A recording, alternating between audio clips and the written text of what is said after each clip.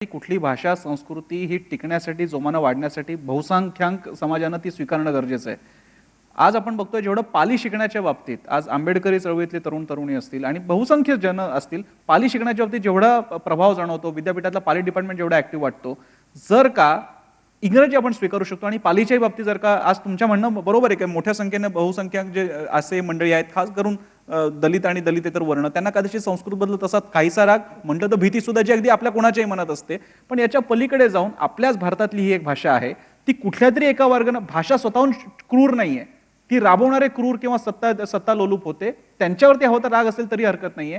पण ज्याप्रमाणे पालीचा तसाच करिअरमध्ये उपयोग आहे का? काही करिअर अकॅडमिक्स करिअर सोडले तर नाहीये, पण पाली जर का आपण स्वीकारू शकतो, पाली सुद्धा माझ्या अंदाजानं ज्या तऱ्हेने संस्कृतचे विभाग ओपन करत गेले आणि बंद होत गेलेले आहेत, तसं पालीचं सुद्धा होत गेलेलं आहे की पाली विभाग ओपन होत गेले पण ते आता बंद होत गेले, विद्यार्थी मिळत नाहीयेत. लोक त्याच्याकडेही बघत असताना ती एक फॉरेन लँग्वेज आहे आणि ती आता असणारा व्यवहारामध्ये उतरवल्या जाऊ शकत नाही. फक्त ज्ञान घ्यायचं असेल तर त्याच्यामधला असणारा आपल्याला जावं लागतं. तेव्हा ह्या सगळ्या भाषा ज्या आहेत माझ्या दृष्टीने जतन करणं हा एक भाग लागला. बरं, परंतु ते व्यवहारात आणणं हा जो भाग आहे तो माझ्या दृष्टीने आजच्या युगामध्ये शक्य असं मला त्या ठिकाणी वाटत नाही आहे.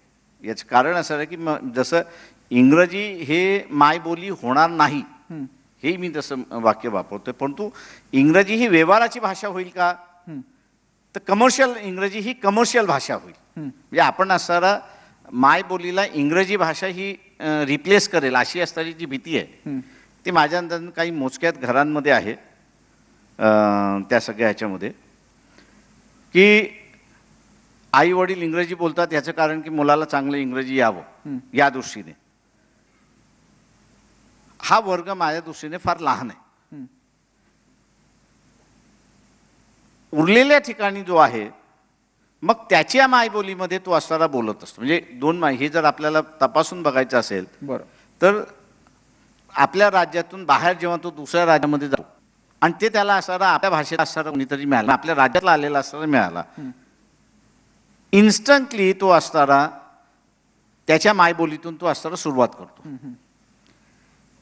तेव्हा ही जी कल्चरली इनग्रेव्ड भाषा जी असते, म्हणजे मी जसं म्हणतो की मराठीतला असणारा वेगवेगळा, विदर्भातली वेगळी असेल, खानदेशमधली वेगळी असेल, कोकणामधली असणारी वेगळी असेल, पुण्यातली वेगळी असेल, साताऱ्यामधली वेगळी असेल, खानदेशमधली वेगळी असेल, ही वेगवेगळी जरी असली तरी माझ्या अंदाजाने ही असणारी एक मायबोली आहे आणि ही मायबोली कायम राहणार. इंग्रजी फक्त त्याच्यातला असणारा व्यवहाराची भाषा होईल.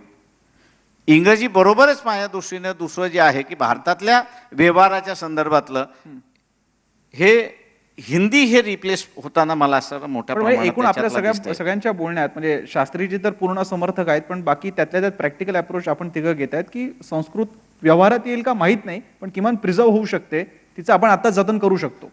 ते प्रिझर्व करणं गरजेचं आहे असं मी त्या ठिकाणी मानतो, कारण का इट्स अ रिच हेरिटेज आहे, हिस्ट्री त्याच्यामधलं सगळं आहे. तुमचा जुना इतिहास जो आहे तो सगळा प्राकृतमध्ये आहे, पालीमध्ये आहे, संस्कृतमध्ये आहे. त्याच्यामुळे ह्या भाषा ज्या आहेत ह्या भाषा आपल्याला असं जतन करावं लागतील. जसं इथे आपण आदिवासींची असणारी लँग्वेज आपण असणारी या ठिकाणी त्याच्याबद्दल कधीच ही सहमती आंबेडकरांची फार महत्वाची आहे. यासाठी म्हणजे बाबासाहेब आंबेडकर आणि प्रकाश आंबेडकर अशा एवढ्या सूक्ष्म संकुचित अर्थानं नाही म्हणत आहे. कांच्या इलाया नावाचे दक्षिणेतले जे फार मोठे थिंकर आहेत आणि आंबेडकरवादी आहेत, त्यांचा मधल्या काळात आता या विषयाच्या अनुषंगाने वाचनात आलं की त्यांनी म्हटलेलं की पुढच्या 100 वर्षात हिंदू संस्कृती आणि संस्कृत त्यांनी ते जवळपास एकच करून टाकलं, ते दोन्ही संपून जाईल आणि वगैरे वगैरे. कारण ते अतिशय स्ट्रॉंग, ज्याला आपण म्हणू विद्रोही किंवा थोडीशी द्रविडी चळवळीशी संबंध असणारे आहेत. असं असताना महाराष्ट्रातले एक थिंकर असणारे स्वतः बाळासाहेब आंबेडकर किमान असं म्हणतात की संस्कृत टिकली पाहिजे. ह्या स्टेटमेंटला पॉलिटिकल अर्थ फार मोठा आहे आणि मी पुन्हा पुन्हा सांगतो की ते स्वतःवरती रिस्क घेतात आणि नेहमी अशी त्या अर्थानं पॉलिटिकल रिस्क म्हणण्यापेक्षा त्याच्यामध्ये खुलासा करेन की त्याच्यामध्ये असं एक बेसिकली असं आहे की कल्चर ज्याला आपण म्हणतोय, व्हॉट इज स्पीकिंग, कांच्या इलाय जे म्हणतात ते कल्चरच्या संदर्भातलं बोलतात. ही इज बिंग मिसरिप्रेझेंटेड मी असं म्हणेन. त्याच्यामुळे कांच्या इलाय कल्चरच्या संदर्भातलं असं बोलतात आहेत. वेदर ओल्ड कल्चर जे आहे, नाही त्यांनी मला माफ करा पण त्यांनी मी जो इंटरव्ह्यू असला त्याच्यात त्यांनी अतिशय स्पेसिफिकली दलितांनी इंग्लिश भाषेचाच पुरस्कार करावा आणि भारतीय भाषांना सुद्धा ते विसर्जन करायला चालले. ते माझं म्हणणं असं त्याच्यामध्ये त्यांचा जो इंग्लिशचा जो आग्रह आहे हा इंग्लिशचा आग्रह नॉलेजच्या भाषेचा असणारा आग्रह आहे. आज असणारं नॉलेज जे मिळेल किंवा कम्युनिकेशन म्हणून जे असणारं दलितांमधली भाषा, एक राज्याच्या दुसऱ्या राज्याच्या असणाऱ्या दलितांमधल्या कम्युनिकेशनची जी भाषा आहे ते हिंदीच्या बाजूने नसल्यामुळे त्यांनी असणारं इंग्रजी ही भाषा जी आहे कम्युनिकेशनची भाषा आणि नॉलेजची भाषा ही त्यांनी असं केलेलं आहे. पण त्यांचं डेफिनेट स्टेटमेंट मी असं आपल्याला असं सांगतो की त्यांनी असं म्हटलं की जे कल्चर आज आपण असं जोपासतोय असं म्हणतोय त्या कल्चरच्या संदर्भातलं त्यांनी असं क्वेश्चन मार्क उभा केलेला आहे की देर आर 2 डिफरंट कल्चर्स. एक कल्चर जे आहे की हे वैदिक परंपरेतलं असणारं कल्चर जे आहे आणि दुसरं कल्चर जे आहे ते इथल्या असणाऱ्या संतांच्या परंपरेमधलं असणारं कल्चर आहे. आणि तिसरं कल्चर या ठिकाणचं जे आहे ते असणारं आदिवासींचं असणारं कल्चर आहे की ज्याच्याबद्दल आपण असणारं बोलत नाही. घटनेमध्ये नमूद केलेलं आहे की आदिवासींना हिंदू कायदा लागू होणार नाही. त्याच्यामुळे त्यांचं एक तिसरं कल्चर आहे की ते तिसरं कल्चर अजून आपण रेकग्नाइज केलेलं नाही. ज्या दिवशी आपण असं आदिवासी कल्चर हे रेकग्नाइज करायला तयार होऊ आणि त्याचं ज्यावेळेस आपण कोडिफिकेशन करायला सुरुवात करू त्यावेळेस आपल्याला असं दिसेल की आपण ज्या आयडियाज आपण आता म्हणतो आहोत की आम्ही वेस्टर्न संस्कृतीकडून बॉरो करतो आहोत असं जे म्हणतोय त्यावेळेस आपल्याला असं दिसेल की ह्या सगळ्या कन्सेप्ट ज्या आहेत ह्या आदिवासी कल्चरमध्ये रूट झालेल्या आहेत. आणि आदिवासी कल्चरच्या असणाऱ्या रूट झालेल्या असल्यामुळे आज तो असणारा त्यांचं म्हणणं असं आहे की दॅट सोसायटी म्हणजे आदिवासींची सोसायटी ही डेमोक्रॅटिक सोसायटी आहे, सहजीवनाची सोसायटी आहे. आणि जी काही पॉलिटिकल सिस्टम आपण असणारं जी अडॉप्ट केलेली आहे आत्ताच्या ह्याच्यामध्ये की जी वैदिक कल्चर हे ॲटोक्रॅटिक कल्चर म्हणून त्यांनी असं त्याला नमूद केलेलं आहे. तर ह्या ॲटोक्रॅटिक कल्चरचा कुठे नाही कुठेतरी अंत करावा लागेल. डेमोक्रेसी म्हणजे लोकशाही वाचवायची असेल आणि तेव्हा त्यांचं असं म्हणणं आहे की मग या भारतामध्ये लोकशाही मानणारा वर्ग कुठला होता तर हा आदिवासी वर्ग होता. आणि म्हणून ह्या आदिवासींची संस्कृती ही ह्या देशाची संस्कृती होईल. आणि त्या अर्थानं त्यांचं असं म्हणणं आहे की ॲटोक्रॅटिक कल्चर जो आहे तो ॲटोक्रॅटिक कल्चरचा असताना मग या ठिकाणी हा सगळा संदर्भ यासाठी माझा आहे की जेव्हा आपण एका भाषेचा पुरस्कार करत असताना ती ज्यांच्याकडून ज्या प्रदेशातून ज्या भागाकडून आणि ज्यांचे वेस्टेड इंटरेस्ट आहेत त्यांच्याकडून येणारी असते त्याच्या सकट त्याचा विचार करावा लागतो. कारण ह्याच्यामुळेच आपल्याला लक्षात आलं की संस्कृत इतरांमध्ये पसरत असताना काही लोक त्यांच्याकडे भीतीने म्हणा किंवा थोडंसं नकारात्मक पद्धतीने का बघतात. त्यामुळे हे स्पष्टीकरण महत्त्वाचं आहे. हा एक असा विषय नाहीये की एखादी भाषा घेतली आणि शिकली, एखादा जर्मन किंवा फ्रेंचचा कोर्स लावावा, इतक्या सहजतेने संस्कृत भाषा मेनस्ट्रीममध्ये आणा इतकं म्हणणं सोपं नाहीये.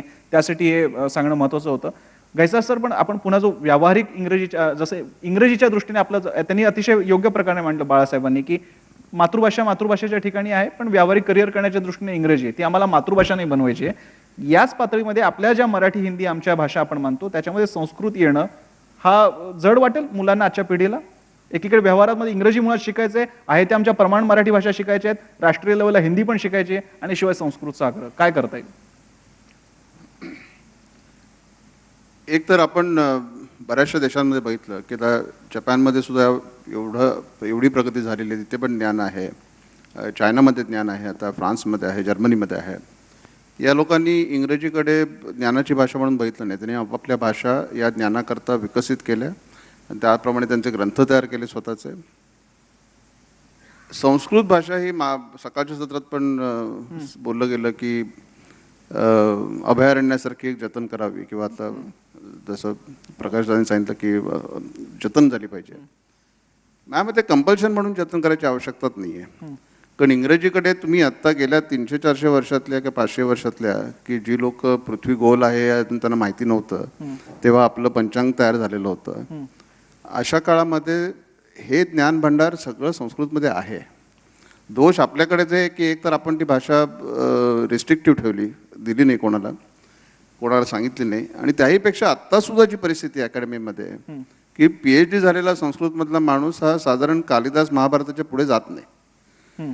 म्हणजे ती जसं तुम्ही म्हणाल कसं की एक नाटक संस्कृतमधलं केलं म्हणजे संस्कृत झालं असं जे एक भावना निर्माण झाली माझ्या मते ती पूर्ण चुकीची आहे. आणि त्यामुळे त्या संस्कृत एखादा मरण्याची शक्यता आहे.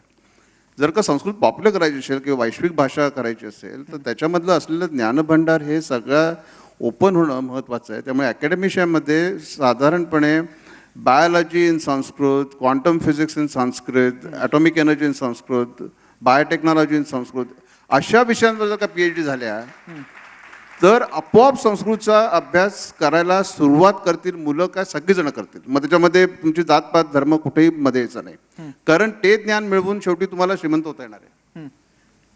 पण कालिदास वाचून तुम्हाला श्रीमंत नाही होता येणार. एक नाटक इथे रवींद्र नाट्यमंदिरमध्ये करता याच्या पुढे तुमचा काही उपयोग नाही त्याचा, आणि मग तरुण पुढे त्याच्या पाठी जाणार नाहीत. जसं मगाशी भातखंडे सरांनी सांगितलं की पहिलं तू CEO आणि मग संस्कृत शिक, आधी पोटापाण्याची व्यवस्था कर. पण ही जेव्हा संस्कृत भाषा पोटापाण्याची व्यवस्था करेल एवढंच नाही, तर तुमचा इंटेलेक्च्युअल प्रॉपर्टी राईट्स तुमच्या नावावर या संस्कृतमध्ये रजिस्टर केले जातील, आणि मग त्याची रॉयल्टी खात तुमचं पुढच्या 7 पिढ्या राहू शकतील. जशी मायक्रोसॉफ्टची परिस्थिती आता आहे किंवा इतर लोकांची आहे, ती जी परिस्थिती, आणि ते ज्ञानभांडार संस्कृतमध्ये आहे असा आपला सगळ्यांचा विश्वास आहे. फक्त ते कुठे माहिती नाही आहे. त्यामुळे जे जे लोक संस्कृत शिकत आहेत विद्यापीठांमधून म्हणा किंवा जगामध्ये, तुम्हाला एक उदाहरण देतो त्याच्यामध्ये की नासामधला मी एक लेख मध्ये वाचला. नासामध्ये माझं लेखाचं नाव आठवत नाहीये, पण त्याच्या म्हणण्याप्रमाणे संस्कृत पाणिनीने जे व्याकरण लिहिलं ते व्याकरण, आणि आम्ही IT मध्ये एक न्यूरल नेटवर्क म्हणतो त्याला, की आर्टिफिशियल इंटेलिजन्स कसा करायचा, त्याच्यामध्ये एक पूर्ण फ्लोचार्ट असतो त्याच्यामध्ये, आणि जेवढी तुम्ही व्हेरिएबल्स आणा तेवढं ते फ्लोचार्ट कॉम्प्लिकेटेड होत जातो. संस्कृत व्याकरण हे एक्झॅक्टली तशा तऱ्हेने लिहिलं गेलेलं आहे, आणि कमीत कमी शब्दामध्ये जास्तीत जास्त व्हेरिएबल्स सॉल्व्ह करणं किंवा इनपुट त्याचं देणं, आणि त्याच्यापासून डिसिजन मेकिंग सिस्टम आर्टिफिशियल इंटेलिजन्सची तयार करणं, हे संस्कृत भाषेमध्ये सर्वाधिक सोप्या तऱ्हेने करता येईल असं त्याचा दावा आहे. आणि त्याच्या अनुषंगाने त्याचं म्हणणं असं आहे की कारण ह्याच्यामध्ये खूप डेटा क्रंच करायला लागतो, आणि त्यामुळे लागणारी सिस्टम ही खूप मोठी असते, त्यामुळे त्याचं हार्डवेअर मोठं असतं, आणि हे सगळं घेऊन जर का तुम्हाला अवकाशात जायचं असेल तर त्याला खूप खर्च आणखीन वाढेल, कारण वजन वाढेल. पण हेच जर का संस्कृतमध्ये केलं तर त्याचा दावा असा आहे, आणि त्याच्यावर त्यांनी बाय PhD मिळवली. ओके, भारतामध्ये अशी PhD कोणी अजून तयार का, आपण कालिदासावरच अजून डॉक्टरच कुठे, म्हणजे एका डॉक्टरेटसाठी रिसर्च मार्गदर्शन करण्यासाठी या अशा टेक्नॉलॉजी फील्ड संस्कृतमध्ये केलेला डॉक्टर, मला वाटतं कोणीतरी अमेरिकन युनिव्हर्सिटीत जाऊन संस्कृतवर PhD करून परत आला आणि त्याचा उपयोग केला तर जास्त उपयोग येईल. बरं, आणि तशी परिस्थिती येईल आता लवकर, कारण आपण जसं आंबेडकर साहेब म्हणतात की इतर लोक म्हणतात संस्कृत लयाला जाईल, ती जाऊ, मग कधी 1-2 पाळीव प्राण्यांसारखी ती सिंहांसारखी कुठेतरी अभयारण्यात असेल, त्याचा या ज्ञानाचा उपयोग जर्मन आणि युनायटेड स्टेट्स यांच्यासारखे देश करून घेतील, कारण तिथे खूप IPR आहे संस्कृतमध्ये. तो IPR शेवटी ते रजिस्टर करतील स्वतःच्या नावाने, आणि मग परत डॉक्टर मशेलकरांना जाऊन तिथे भांडत बसायला लागेल. हे व्हायच्या आधी जर का आपले डोळे उघडले आणि आपल्या तरुणांनी या राधा संस्कृत शिकणाऱ्यांनी त्याच्यामध्ये बायोलॉजी आणि टेक्नॉलॉजी, एक दुसरं उदाहरण पटकन देतो की नाईल नदीचा उगम कुठे आहे हे जेव्हा ब्रिटिश शोधत होते तेव्हा त्यांनी एका पुराणाचा उल्लेख म्हणजे घेऊन त्याच्यातले श्लोक वाचून त्याचा संस्कृतचा अर्थ समजावून घेऊन तो शेवटी नाईल नदीचा उगम कुठे आहे हे शोधून काढला. हे 1700 काहीतरी सालातली गोष्ट आहे, आणि इंटरनेटवर गेला तर तुम्हाला त्याचे रेफरन्सेस पूर्ण मिळतील. माझ्या मते ज्ञान भांडार आहे त्याच्यात, फक्त आपणच ते आपलं अडकवून घेतलेलं आहे, त्यातला अर्थ आपण बघत नाही आहोत, त्यातलं ज्ञान बघत नाही आहोत. त्यामुळे संस्कृत किती कठीण आणि क्लिष्ट असतं तरी ती अतिशय ज्ञानाचा भांडार असलेली भाषा आहे. त्याच्यावरचं लिखाण भरपूर आहे, साहित्य त्याच्यावरचं भरपूर आहे, फक्त ते आपण आपल्या डोळ्यांनी बघत नाही आहोत, आणि इंग्रजीकडे उगाच डोळे बघून बघतोय की गेल्या 400 वर्षात जे काही ज्ञान असेल ते, पण हे 10,000 वर्षाचं ज्ञान मला वाटतं त्याच्यात पूर्णपणे सामावलेलं आहे. मला इथे एक प्रश्न पहिल्यांदा मी शास्त्रींकडे घेऊन मग करमरकरांकडे येणार आहे, वैशालीताईंकडे येणार आहे, कारण त्या जर्मन शिकवत आहेत आणि असे अनेक इन्स्टिट्यूट्स आहेत आपल्याकडे. शास्त्री जी, आप जिस संस्था से संबंधित हो, और ऐसी बहुत सी संस्थाएं विश्वविद्यालय भारत में है, दुनिया भर में है, जहाँ पे संस्कृत का अध्ययन होता है, लेकिन ये इन सारी संस्थाओं का हम जैसे सामान्य व्यक्तियों से इतना संबंध नहीं आता. एक तो हमें पता नहीं होता ऐसी कितनी इंस्टीट्यूट्स हैं, कौन सी संस्था है, अगर उसमें से आप जैसे मान्यवर विद्वत जो लोग होते हैं उनसे हमारा कभी संपर्क नहीं आता. लेकिन तब आप जर्मन का या फ्रेंच की कोई टीचर देखिए, वो हमें कहीं पे भी मिल जाती है, उनके बहुत से इंस्टीट्यूट्स होते हैं. ऐसा कोई Sanskrit short term Sanskrit course या इस तरह के ऐसे आप लोगों से जुड़ते क्यों नहीं? आप जैसे आप उसी जगह पर म्हणजे हा योगा कोणाचे किती थिटे बसले तिकडेच बसले. नहीं ऐसा है. नहीं, मैं आपसे ये पूछना चाहता था कि आप लोग संस्कृत के मान्यवर विद्वान लोग, आप संस्कृत को मेरा विश्वविद्यालय और मेरा डिपार्टमेंट, फिर वो काशी का कोई मठ हो या फिर कोई बनारस विश्व हिंदू विद्यापीठ हो, आगे क्यों नहीं जा रही है संस्कृत? नहीं ऐसा नहीं है. संस्कृत के लिए भारत सरकार बहुत काम कर रही है. हमारे यहाँ दिल्ली में राष्ट्रीय संस्कृत संस्थान है, उसमें पत्राचार के माध्यम से, कॉरेस्पॉन्डेंस के माध्यम से संस्कृत घर बैठे सीखिए, बहुत सारे उसके अंदर कोर्सेज चल रहे हैं। और जितने भी यूनिवर्सिटीज़ है संस्कृत की, उसमें भी उसको पॉपुलराइज करने के लिए बहुत सारे कोर्सेज चलाए जा रहे हैं।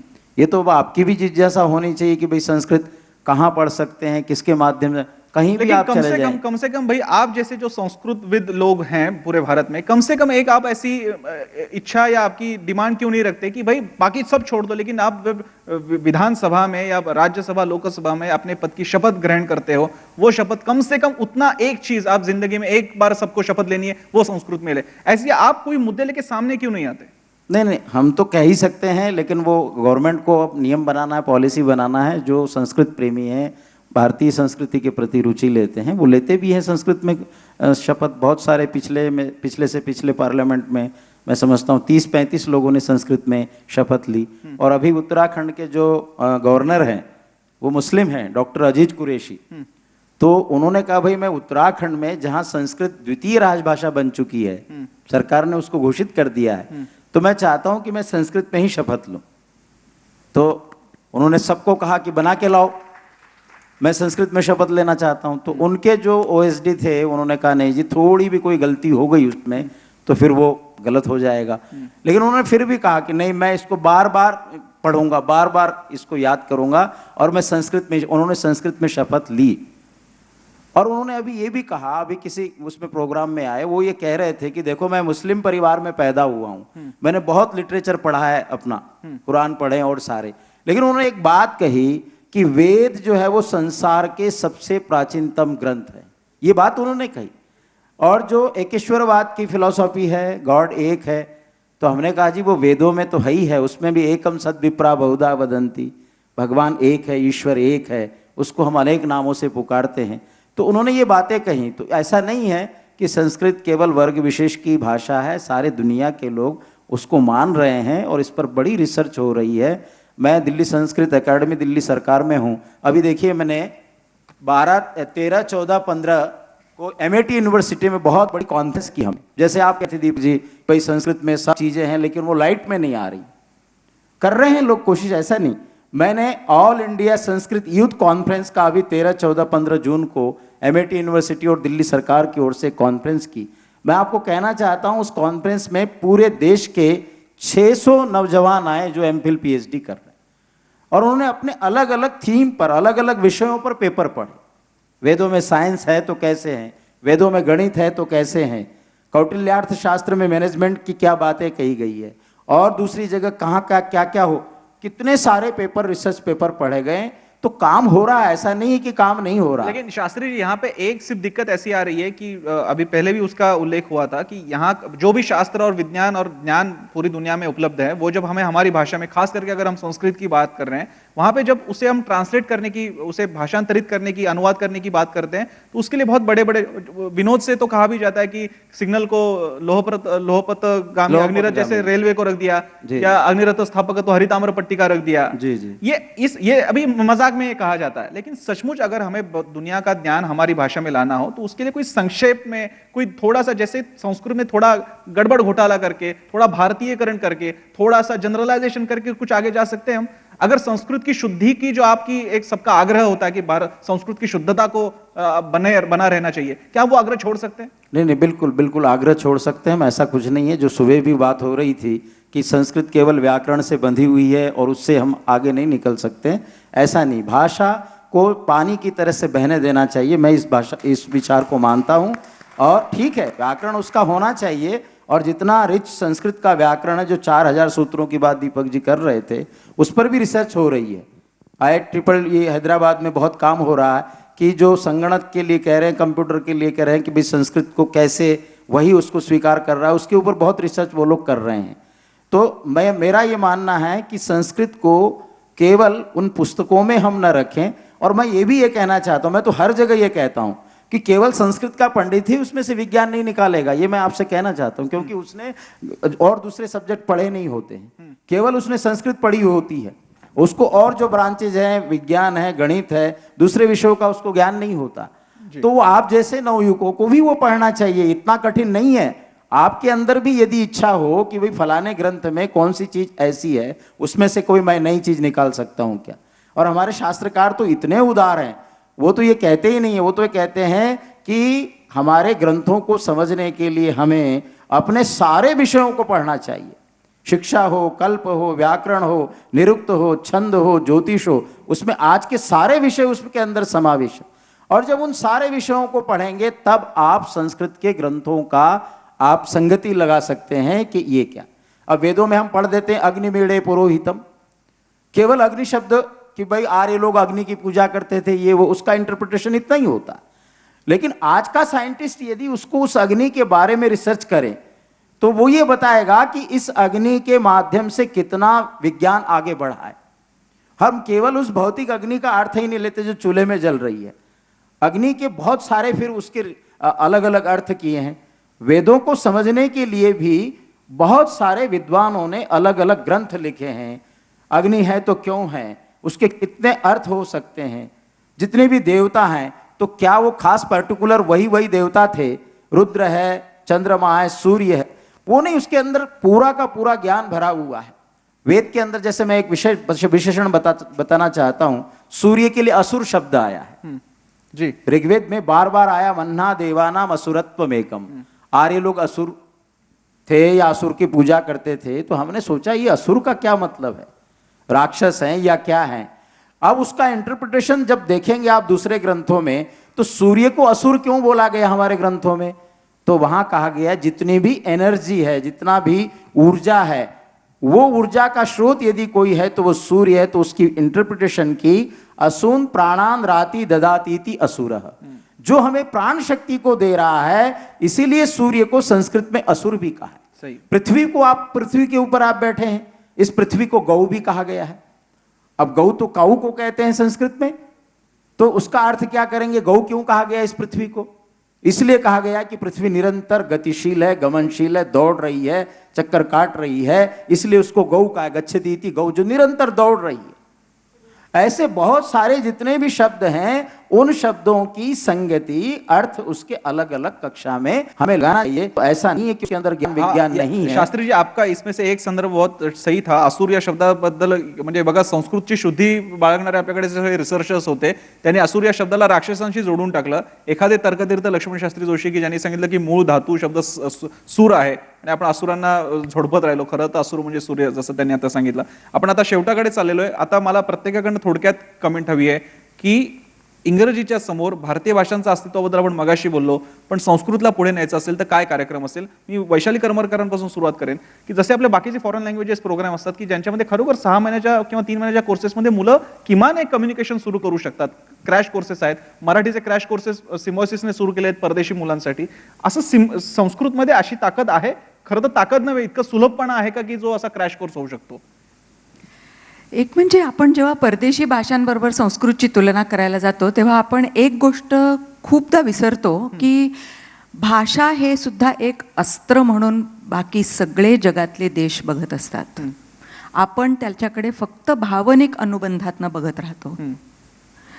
आपण त्याच्याकडे फक्त अमुक एका दृष्टिकोनातनं बघत राहतो। आता हे आर्य आणि ह्याच्याबद्दलचं जे सगळं डिस्कशन आहे, आता एक गंमत वाटेल तुम्हाला, पण श्लेगेल म्हणून जर्मन फिलॉसॉफर आणि लिंग्विस्ट, त्यांनी ह्याच्या बरोबर अपोजिट थिअरी मांडलेली आहे। त्यांनी सांगितलं की आर्यांचा म्हणजे आर्य ही जी काही जमात किंवा जी काही होती ती भारतामध्ये जन्म पावली आणि त्यातल्या काही टोळ्या कौकासूस पर्वतावरनं वगैरे येऊन जर्मनीमध्ये स्थायिक झाल्या आणि म्हणून तो दूरान्वये संबंध। तेव्हा शेवटी ही परसेप्शनची गोष्ट असते। परसेप्शन कसं तयार होतं, अमुक एका देशाबद्दलचं, अमुक एका संस्कृतीबद्दलचं, तर ते भाषेतनं तयार होतं। तेव्हा जेव्हा बाहेरचे देश भाषांमध्ये प्रचंड पैसा ओततात, त्यांच्या भाषेचं एक म्हणजे संवर्धन त्यांच्या देशात व्हावं, नॉट ओनली दॅट, त्यांनी परदेशी जाऊन सुद्धा त्या भाषेची गोडी लावून द्यावी बाकीच्या समूहांना। हा जो एक आपला उंबरा ओलांडून आपल्या भाषांना सबल करून बाहेर पाठवणं, हा विचारच आपण आजवर कधी केला नाही। त्यामुळे पहिली गोष्ट, जर का आपल्या सगळे हे जे प्रचंड वैविध्य आहे भारतामधलं, आदिवासीपासून भटक्या विमुक्त सगळ्यांची एक संस्कृती आहे, सगळ्यांची एक भाषा आहे, ती कळते का आपल्याला? तर त्याच्यामुळे आधी मुख्य म्हणजे भाषेचा उपयोग संवाद आणि त्या संवादातनं सुसंवाद बरं. आणि त्यातनं एकमेकांना समजून घेणं, हे आपण जर ओळखलं तर हे डेफिनेटली करणं शक्य आहे. त्याच्यासाठी खूप मोठी राजकीय शक्तीची जरूर आहे. आणि हा जो सॉफ्ट पॉवर, हा जो एक नवीन विषय आजकाल बोलला जातो, की नेहमी आजपर्यंत आपण म्हणत होतो की प्रत्येक देशाची एक मिलिटरी पॉवर ही खरी पॉवर असते, ती हार्ड पॉवर ज्याला आपण म्हणतो, त्याच्याच जोडीने दुसऱ्या महायुद्धानंतर अतिशय वेगाने सॉफ्ट पॉवर आणि सॉफ्ट पॉवर टूलचा विचार केला गेला. सॉफ्ट पॉवर टूलनी काय होतं तर माणसाची मानसिकता बदलण्याची शक्ती भाषांमध्ये असते. आजच्या या परिसंवादामध्ये राष्ट्रीय हा फार फार मोठा महत्त्वाचा शब्द वापरला गेला आहे, की जो कधी कधी आजकाल आपल्याला वाटतं की आपल्याला आहे का भान राष्ट्रीय म्हणून काही शब्दाचं.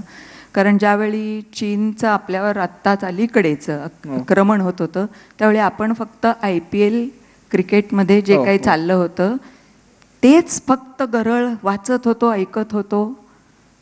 हा राष्ट्राशी संबंध आहे हे आपण कधीच पाहिलं नाही. तेव्हा पराभूत मानसिकता तयार करण्यासाठी भाषा हे एक अस्त्र म्हणून इतर सर्व देश वापरतात, त्याचं संवर्धन करतात, त्याच्यावर पैसा लावतात आणि मग त्याचा प्रसार होतो. तेव्हा पहिल्या प्रथम आपल्याला ही तयारी केली पाहिजे की भाषा ह्या विषयाकडे एक वेगळ्या तऱ्हेने बघून त्याच्या संवर्धनाची आणि ह्याची तजवीज करणं हे अतिशय महत्त्वाचं आहे. संस्कृतच्या बाबतीत पहिल्यांदा हा राजाश्रय आणि आर्थिक आश्रय असण्याची गरज आहे. डेफिनेटली कुठल्याही प्रांतिक भाषेला. मी अजून एकच मुद्दा बोलू का याबाबत, अतिशय थोडं. की भाषा त्या आपण आणखीन एक खूप मोठी गोष्ट विसरतो की भाषा आणि भाषांतर शास्त्र हे फार जवळचे विषय आहेत. जेव्हा भाषा येते तेव्हा भाषांतर करायला माणूस सुरुवात करतो. भाषांतर शास्त्र ह्याला किती महत्त्व दिलं गेलं ह्याचं मी एक छोटं फक्त उदाहरण देऊ इच्छिते. म्हणजे राजशक्ती आणि राजाश्रय असला की काय होऊ शकतं. मुंबईमध्ये 1863 साली एक जर्मन प्रोफेसर ब्युलर म्हणून राहायला आले. 15 वर्ष ते मुंबई आणि पुण्यामध्ये राहिले आणि त्यांना लेफ्टनंट जनरल असा हुद्दा होता ब्रिटिश कंपनीतर्फे, सरकारतर्फे. त्यांना त्यावेळी 1361 रुपये मासिक पगार होता. त्यांचा जॉब एवढाच होता की त्यांनी वेगवेगळ्या ज्ञानात हे जे आपण ज्ञानसंचयाच्या ज्या काही पोथ्या आहेत त्या विकत घ्यायच्या आणि त्या इंग्लंडला आणि जर्मनीला किंवा आणि कुठल्या देशांना जिथे प्राईस मिळेल तिथे त्या पाठवून द्यायच्या. आणि आत्ताच डॉक्टर अमर्त्य सेन यांनी हे पुन्हा कागदोपत्री सिद्ध करून दाखवलं आहे की केवळ गूढरम्य, आत्ता जे शास्त्रीजी म्हणाले अनेक अर्थ असणारी संपृक्त भाषा आहे संस्कृत, त्याच्यात फक्त अनेक अर्थ निघणारे आणि अतिशय गूढरम्य अशीच टेक्स्ट फक्त भाषांतरासाठी उपलब्ध दिली जावी, ही जी एक मोठी राजनीती चालू होती. त्याच्यामुळे आपली स्वतःचीच चष्मा पुसायची वेळ आलेली आहे असं मला वाटतं. घ्यायचा सर.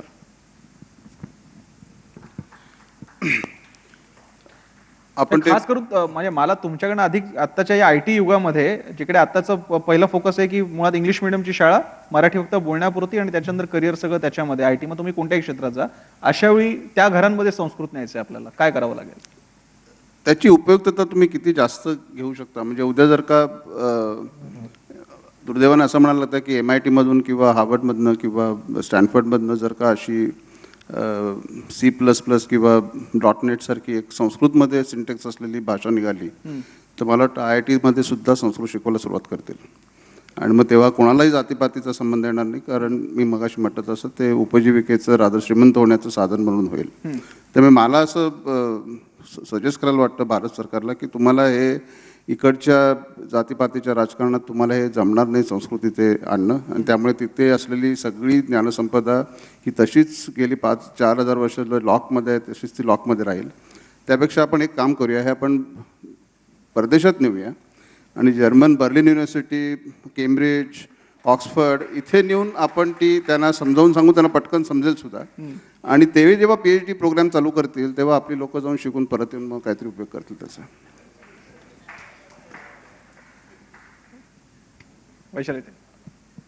तुम्ही आता जे म्हटलात ते खरोखर म्हणजे काही प्रमाणात खरं व्हायला होण्याची सुरुवात झाली जरूर आहे, आहे. की मला कल्पना Yes, आहे. yes. कारण शेल्डन पोलक म्हणून स्टॅम्प विथ इंग्लंड किंवा स्टॅम्प विथ अमेरिका असं आलं तर आपण तर ते स्वीकारतो. आपण स्वीकारतो. कारण आपण आपल्यात इतके भांडत राहतो दुर्दैवाने की Yes. त्यामुळे मग त्यांनी सांगून आपण ऐकतो त्यांचं. Yes. आणि इथे शेल्डन पोलक यांनी एक त्याच्यानंतर पुढचा परिसंवाद असा असेल की आपल्या संस्कृतीवरती ब्रिटिशांनी केलेलं आक्रमण पुन्हा वेगळा परिसंवाद आपणच करू इकडे.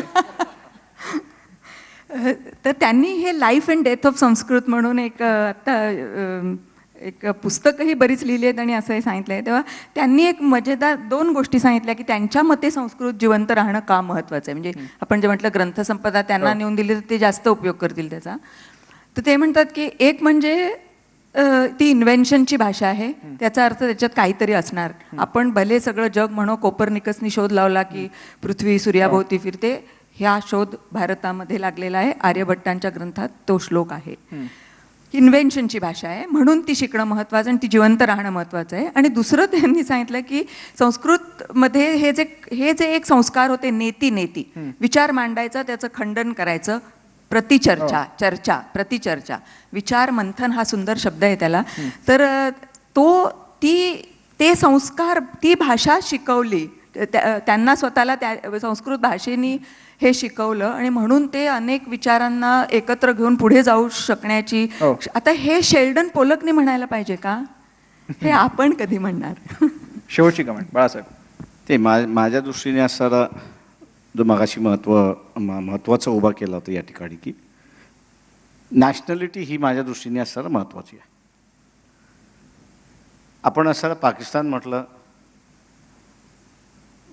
तर एक जात हा शब्द जर वापरला मी तर वेगळ्या अर्थाने असं म्हणतोय, एक संघ आपण होतो.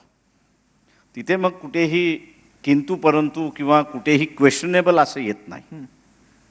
परंतु तेच आपण असणारा अमेरिकेच्या संदर्भातलं जर वापरलं की आता असणारा अमेरिकेच्या विरोधात आपण असणारं एकत्र उभं राहिलं पाहिजे असं जर आलं तर माझ्या अंदाजानं जसं भाषेमधलं डिव्हिजन आहे तसं आपल्यामधलं सुद्धा डिव्हिजन आहे. त्याच्यामुळे कुठेही एक संघ नाही अशी असणारी परिस्थिती आहे. मी असं मानतोय की भाषा आज विकसित करायची कशासाठी, त्याचं कारण काय? भाषा ही जर विकसित करायची असेल तर ती नॅशनल डेव्हलपमेंटसाठी किंवा नॅशनॅलिटीसाठी ती वापरल्या गेली पाहिजे. ती संस्कृत होऊ शकते का आजच्या ह्याच्यामध्ये?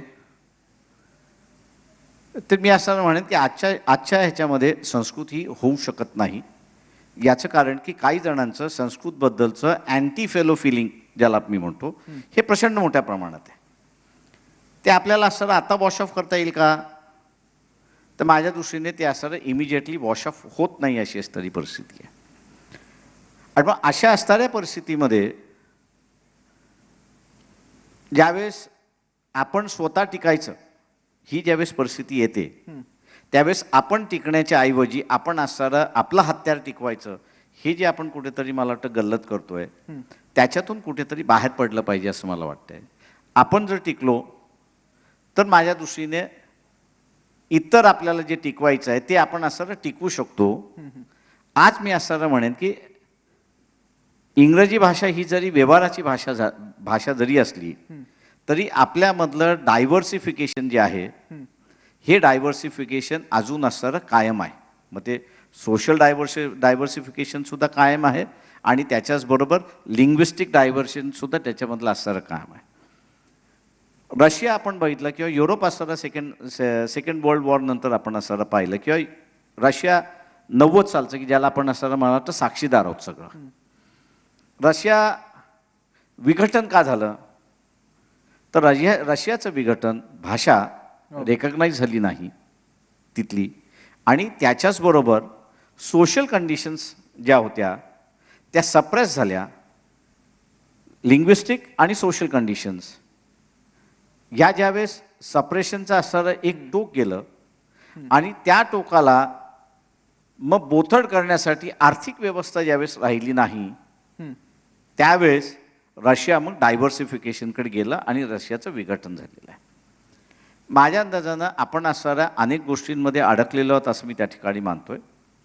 डायव्हर्सिफाय शक्ती ह्या फार मोठ्या प्रमाणात सध्या असणारं काम करतात आहेत आणि जसं वैशाली त्यांनी या ठिकाणी मांडलंय की भाषेवरती प्रभुत्व स्वतःच्या देशामध्ये, परंतु त्याच्याबद्दल बाहेरच्या देशामध्ये सुद्धा आपुलकी निर्माण व्हावी म्हणून असणारा जर्मन असेल, फ्रान्स असेल, इंग्लंड असेल किंवा अमेरिका असेल, यांनी जे काही प्रयत्न जगभर चालवलेले आहेत सगळ्या याच्यामध्ये, त्याच्यामध्ये आपण असणारा तोकडे पडतोय. आणि म्हणून मगाशी मी जे पाकिस्तान आणि अमेरिकेच्या संदर्भातलं उदाहरण दिलं, त्याचं कारण एकच आहे की एक तर उर्दूबद्दलची आपली असणारी नेगेटिव्हिझम आहे, तो आहेच.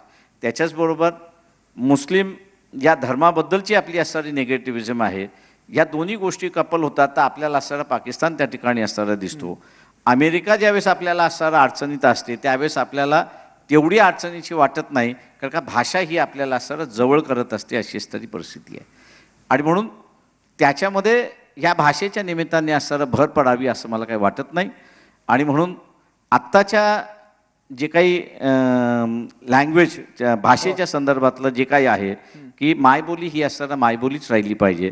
व्यवहाराची भाषा असतात इंग्रजी किंवा हिंदी जी असणारी होत चाललेली आहे, मला वाटतं तिथपर्यंतच आपण असणारा मर्यादित राहिलो या सगळ्या याच्यामध्ये. आणि जसं गैसास यांनी सांगितलं की बा ही असणारं टेक्नॉलॉजीसाठी वापरता येते का, ही इंजिनिअरिंगसाठी वापरता येते का, ही बायोडायव्हर्सिटीसाठी वापरता येते का, that is a work of the scholars. तर ते स्कॉलर्सनंच असणारं त्याच्यामध्ये करून ठेवावी. आणि ही भाषा स्कॉलर्सपुरतीच मर्यादित राहिली तर मला वाटतं आपण असणारं सोशल फॅब्रिक जे आहे हे डिस्टर्ब करत नाही असं मला म्हणायचं आहे.